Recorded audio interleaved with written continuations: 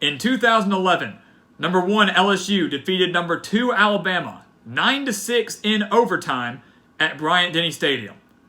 Now, 8 years later, these two historic programs will meet again as the top two teams in the country, as number 1 LSU travels to number 2 Alabama with SEC supremacy and college football playoff berths on the line.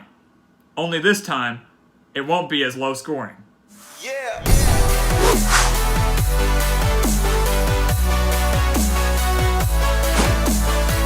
Welcome back to the Gridiron Expert, bringing you some of the best college football news, predictions, and analysis. Make sure to like this video, go follow us on Twitter at Gridiron Expert, and check out our official website, thegridironexpert.com, where you can sign up for our weekly newsletter and also sign up for our expert picks. The links for all those things are in the description below, so do not miss out on any of this college football content. Well, guys, as we said, we are in store for yet another game of the century as number 1 LSU travels to Tuscaloosa to take on Nick Saban and the second-ranked Alabama Crimson Tide. And as we all know, this series between LSU and Alabama has been one of the best in the SEC over the past decade or so. While it has been very lopsided in favor of the Crimson Tide, it has brought us some historic games, some classic games, and always has major SEC West implications and, in many cases, college football playoff and national title implications as well. So we are here to break down this game of the week, this game of the year between the Tigers and the Crimson Tide. We're going to give you a little history on these two programs and then break down what's going to happen out on the field as the two meet at 2:30 on Saturday afternoon. So we mentioned that LSU defeated Alabama the last time they met as number 1 and number 2 in the regular season. They won that game 9-6 at Bryant-Denny Stadium. Les Miles, the Mad Hatter, was still there, and it was a defensive battle. All field goals, 9-6. Truly unbelievable, but in a way, truly a game of a century, because you saw two heavyweights going at it. Both had decent offenses, but it was their defenses that stole the show. That's what made that game so great. We know that's not going to be the case this year, as both teams are averaging well over 40 points per game with explosive offenses and two of the best quarterbacks in the country with Joe Burrow and Tua Tagovailoa. But after that game that LSU won at Bryant-Denny Stadium, they've lost 8 straight to Alabama. And that includes a loss in New Orleans just a few months later as Alabama defeated LSU in the national championship. Even though Alabama lost that game to LSU back in 2011, the Crimson Tide still made the national championship based off, once again, LSU number 1, Alabama number 2, but the Crimson Tide shut out the Tigers 21-0. They've won 8 straight since then, including a 29-0 victory last year in Death Valley as the number 1 team over the number 3 ranked LSU Tigers, and they've won 6 of the past 8 games by double digits. So we mentioned we've seen some classic games, and that has been true, but Alabama has owned this series for about the past decade, which is pretty hard to believe. They lead the overall series 53-25-5, which once again, in a game like this, in a game with so much history, you really just throw records out the window. You throw the past out the window. While records do matter, history can sometimes play a factor. In a rivalry game like this with the top 2 teams in the country, things have changed drastically over the past 8 years. Things have changed drastically in the span of a year. Just ask Joe Burrow, the Heisman favorite. Nobody had him as a Heisman favorite entering 2019. Last year, Burrow put up just 2,800 yards, 2,894 passing yards, 16 touchdowns, and 7 rushing touchdowns, so 23 total. The LSU offense was not bad. They won the Fiesta Bowl, and they averaged 32.4 points per game.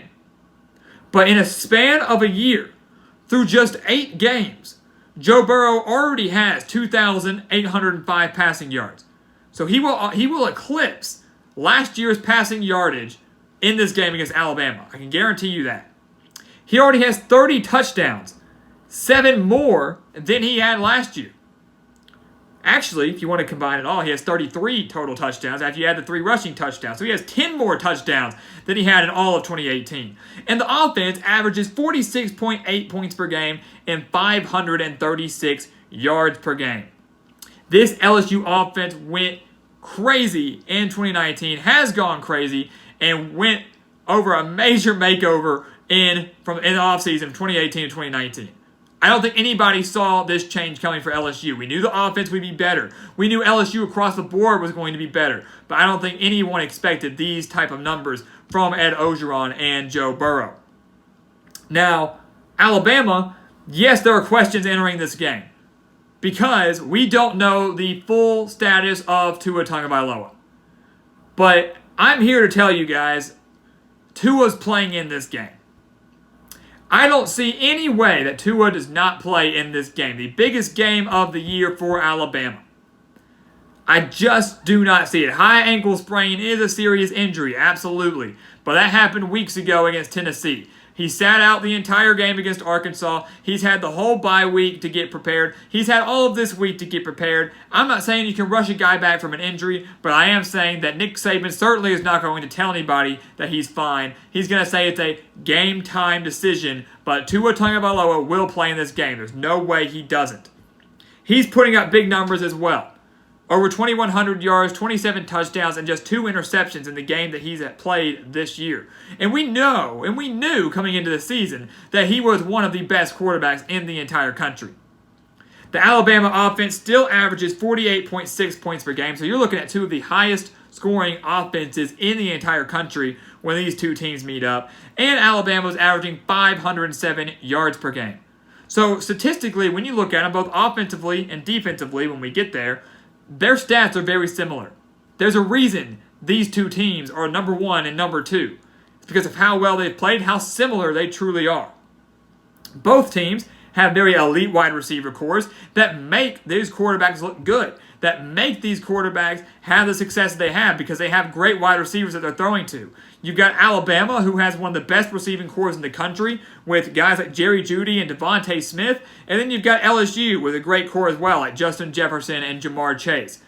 Those are going to be the difference makers here, watching the LSU corners going up against Alabama's wide receivers, and the same for Alabama going up against these LSU wide receivers as well.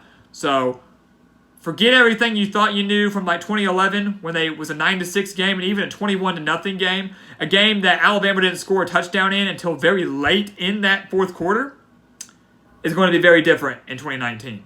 Many more points will be scored on Saturday afternoon. Now defensively, I'm sure both defensive coordinators hope there will not be many points scored, and I'm sure both defensive coordinators are hoping that they can shut down the opposing team's elite quarterback. We'll start with LSU here, and the stat that I want to point out more than anything is the fact that last year against Alabama in Death Valley, a game that many thought LSU might win, just because they were number 3 in the country, they were playing extremely well. It was a night game in Death Valley, number 1, number 3. LSU was held to 196 yards of offense. 196 yards. Let that sink in. Less than 200 yards of offense from an LSU team now that's putting up over 500. And this Alabama defense this year is not as good as it was last year. I will give them that. I will say that Alabama has taken a bit of a decline, I think, on the defensive side of the ball. Injuries, inexperience, what have you, it's not as good as it's been in recent years, but it's still one of the better defenses in the country. LSU's defense in that game, Alabama's was elite. LSU's defense allowed Alabama to put up 576 yards of offense. So once again, we talked about how much difference you can see in a year, especially on the offensive side of the ball with Joe Burrow, how much difference you can see in a year from the defenses, from both squads. And we'll start with Alabama here, who this year is allowing 15.3 points per game. Not bad at all. Great number. Only 15 points per game. I think anybody in the country would take that. But when you look at the yardage they allow per game, it's really below Alabama's standards. They're allowing 180.1 passing yards per game, which once again does not bode well for an LSU offense. It does not bode well for Alabama when they're going up against an LSU offense that's averaging well over 300 passing yards per game. Once again, something has to give there. Is Alabama going to be able to shut down Joe Burrow, or is Joe Burrow going to continue to just run all over these opposing defenses? Something's going to give on the defensive side of the ball. But the key stat here for Alabama and their defense is that they allow 127.4 rushing yards per game. Clyde Edwards-Helaire, guys, is a guy that no one talks about because of how well Joe Burrow is playing on the offensive side of the ball for LSU. But he's been putting up some decent numbers on the ground for the Tigers. And he could very well be the difference maker in this game to take a little pressure off of Joe Burrow in that passing attack. Going up against an Alabama defense that's allowing some decent amount of yards on the ground this season. Last year in Death Valley, Alabama allowed about a half yard per carry for LSU in the ground game. LSU had 25 carries for just 12 yards. Let that sink in. 25 carries, 12 yards on the ground for LSU. That's not going to be the case this year. Not going to be the case this year. I can guarantee you that. Expect LSU to try to implement Clyde Edwards-Helaire as much as possible. Joe Burrow is going to be the focus point for Alabama's defense, the focus point for LSU's offense. But if you pass, eventually it sets up the run. Expect Helaire to bust out a few decent runs in this game against Alabama. Now, the LSU defense, some bad news coming out of Baton Rouge just a few days ago. They lose Michael Divinity for this game. Now, I think people are kind of overhyping this a little bit. I think people are putting too much emphasis on this. Divinity was not going to make or break whether or not LSU won this game. Plain and simple, he wasn't. Joe Burrow would. He's not. Not to take anything away from him. He is the leading sack leader. He leads the team in sacks for LSU this season. He only has 3, but still leads the team. So you're taking away a leader. You're taking away a guy that has been able to create pressure on opposing quarterbacks. There's a chance he might return later this season, but he's not going to play against Alabama. And you hate to see that for one of the biggest games of the year for LSU. But you can't do anything about it. He's gone. LSU will be fine. I fully agree that I think this has been overhyped and over-addressed a little too much. But the LSU defense does allow 217.5 passing yards per game. And that's a bad number. That's a bad number because back in the preseason, many, including myself, thought that LSU was going to have one of the better secondaries in the entire country. And they certainly have not played like it. One of the best secondaries in the country doesn't allow over 200 passing yards per game. They just don't. Alabama's averaging 338.6 passing yards per game. Tua's going to have a big day back. I can guarantee you that. He's going to play, and I expect him to try to get back into rhythm fairly quickly. They're going to take some shots against this LSU secondary that's not bad. I never said they were bad. I just don't think they were as good as people thought they were going to be, and myself included. LSU, though, unlike Alabama, is much better against the run. Alabama's allowing 127.4. LSU is allowing 97.9. There's a drastic difference there. I don't expect Alabama to get much on the ground, even though they will do their best to do so, because of how much success they had on the ground last year against LSU, something we'll address here in a few seconds when we're looking at the keys of the game. But LSU's rushing defense is much better than Alabama's as of right now, which means that LSU's defense might be able to focus more on that passing attack with Tua Tagovailoa. And if you're dealing with a Tua quarterback that is injured, that is maybe a little hesitant in the pocket because he's still battling an ankle injury, maybe because he is not as mobile in this game, that's going to bode very well for this LSU defense. So, much has changed in over a year, for both teams, defensively and offensively. Defense is going to be the key in this one. We know points are going to be scored left and right. At least that's what we assume. You would assume that with 2 high-scoring offenses, 2 of the best quarterbacks in the country. Although we thought we'd see some more points scored 8 years ago as well. But I do think we will see many points scored Saturday in Tuscaloosa, which defense can get a stop when they need it the most. So let's take a look at the keys for the game. We mentioned how much offense is going to be put in this game. It's a game that could very well come down to the turnover battle. It's a game that could very well come down to who has the ball last. So obviously every possession will count in a game like this. And it's also a chance that this could be a game that's decided by who makes a stop when it matters most, just like we said. LSU, their keys for the game, first off, if they have to run. They have to oppose and inflict their will on Alabama. That's a very difficult thing to do. But Alabama is allowing well over 100 rushing yards per game. If they can get a little bit of the run game going, that's going to set up great opportunities in the play action game for LSU. Set up a great opportunity. So work Clyde Edwards-Helaire in this game. They only got 25 yards last year on the ground. You can't beat Alabama. No team can beat Alabama with that stat line from their running game. They've got to do much better on the ground, and I expect them to do so this game in Tuscaloosa. So use that running game against a weaker Alabama run defense. Second, keep Joe Burrow clean in the pocket. Keep him protected. LSU's offensive line has done a phenomenal job of doing that this year. We've seen that. There's no way Joe Burrow could put up numbers like this if he didn't have a good offensive line, if he didn't have time to find these open receivers, didn't have time in the pocket. But last year against Alabama, Joe Burrow was sacked 5 times. That, like the running game, will not fly against an Alabama team, especially at Bryant-Denny Stadium. So keep him clean in the pocket. Give him time to throw. Give him time to find that open man and move the ball down the field and finally score some points, something that LSU was unable to do last year against the Crimson Tide. So keep him clean in the pocket. And then finally, we've said it a lot for a lot of these games of the week, but I mean it more than ever for LSU here. Prevent yards after the catch. Make open field tackles, but prevent yards after the catch. If you go watch any Alabama game from this season, even from last year, Tua's a phenomenal quarterback, but he gets a lot of stats because he's throwing a quick screen out right to Jerry Jeudy or Devontae Smith or Henry Ruggs or somebody out there, and they're taking it 75 yards to the house because of their speed and their ability to break tackles and phenomenal blocking. But LSU cannot allow that. You can't beat Alabama when you allow what should be a 3 or 4 yard screen to turn into a 30-yard gain, or in some cases a 75-yard touchdown. Can't happen. So prevent yards after the catch. As soon as that receiver catches the ball, you've got to take them down. You've got to get them down. Can't allow big plays and unnecessary. You can't allow Alabama to beat you like that, because what you're doing is you're beating yourself.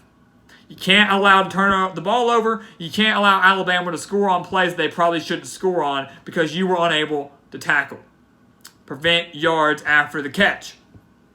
For Alabama, very much like LSU, very similar keys because these two teams are so similar. But first, run the ball. They have to run the ball. Last year, they had 281 rushing yards against LSU. That was in Death Valley against a solid LSU defense. 281 rushing yards. Najee Harris has 5.9 yards per carry this season.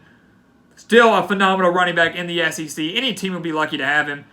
Expect Alabama to try to find a balance here, especially if Tua is not fully 100%.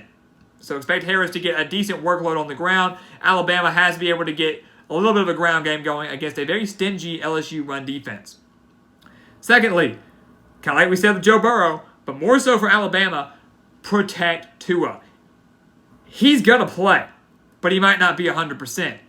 And I can guarantee you that, not maliciously, but LSU, if they know that Tua's not 100%, they're going to go after that ankle.